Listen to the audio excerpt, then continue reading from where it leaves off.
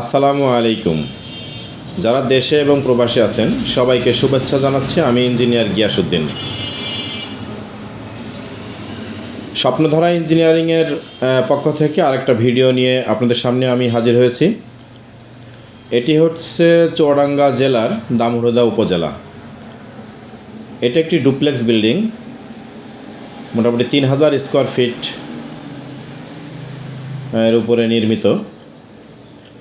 এখানে grade beam ঢালাইয়ের জন্য প্রস্তুত করা হয়েছে আর কি। গ্রেড বিম রড বাইন্ডিং করা হয়েছে এবং রড বাইন্ডিংগুলা নিচেই নামানো হয়েছে। এখন যে শাটারিংগুলো কমপ্লিট করা হয়েছে, এখন এটা আমরা চেক করে দেখছি আর কি সব কিছু ঠিকঠাক আছে কি না। এখানে দেখেন এই শাটারিংগুলা এই পাশে কিছু ঠ্যাস দেওয়া হয়েছে আর কি, মানে ঠেলা দেওয়া। এই ঠেলা দেওয়া জায়গাগুলো অনেক গ্যাপ হয়ে গেছে, তা এটা আরেকটু ঘন দিতে হবে যাতে শাটারিংটা ভাইব্রেটর করলে ছেড়ে না দেয় আর কি। মানে শাটারিংটা ছেড়ে দিলে তাহলে ওখানে একটা ডিস্টার্ব হবে আর কি।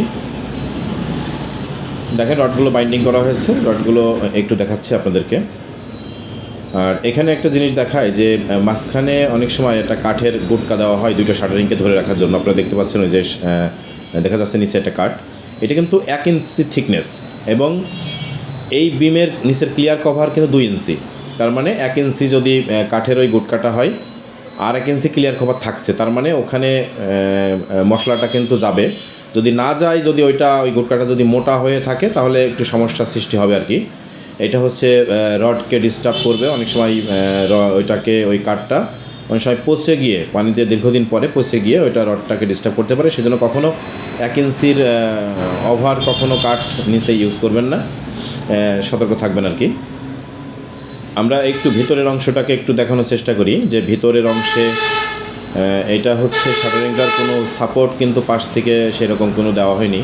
কিছু কিছু সাপোর্ট হয়তো বা দিয়েছে, কিন্তু এই সাপোর্টে যথেষ্ট না আর কি। এই যে দেখতে পাচ্ছেন এই যে সাইডের দিকে একটু ঠেলা দিয়েছে, এইগুলো আসলে যথেষ্ট না। এইটা হচ্ছে সবসময় চিন্তা করবেন যে এইটা ভালো করে এই সাপোর্টিংগুলো দিবেন, না হলে কিন্তু ভাইব্রেটর মারার সময় এটা ফেটে যাওয়ার চান্স আছে আর কি। শাটারিং কখনও যেন ফেটে না যায় সেদিকে খেয়াল করবেন, তার জন্য যথেষ্ট সাপোর্টিং আপনারা দিবেন। আর আমরা হচ্ছে এই ধরনের কাজগুলো যদি আপনারা করাতে চান তাহলে আমাদের সাথে যোগাযোগ করতে পারেন। আমরা সার্বিক সহযোগিতা আমার কোম্পানি আপনাদেরকে করে থাকবে। আমরা একটু দেখাই যে সাপোর্টিংগুলো কীভাবে দিবেন।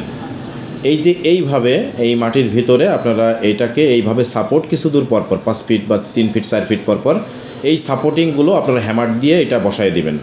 তাহলে এটা কখনোই আর এইটা হচ্ছে আপনার বের হবে না, মানে এই শাটারিংটা মানে ফেটে বের হয়ে যাবে না। সবাই ভালো থাকবেন।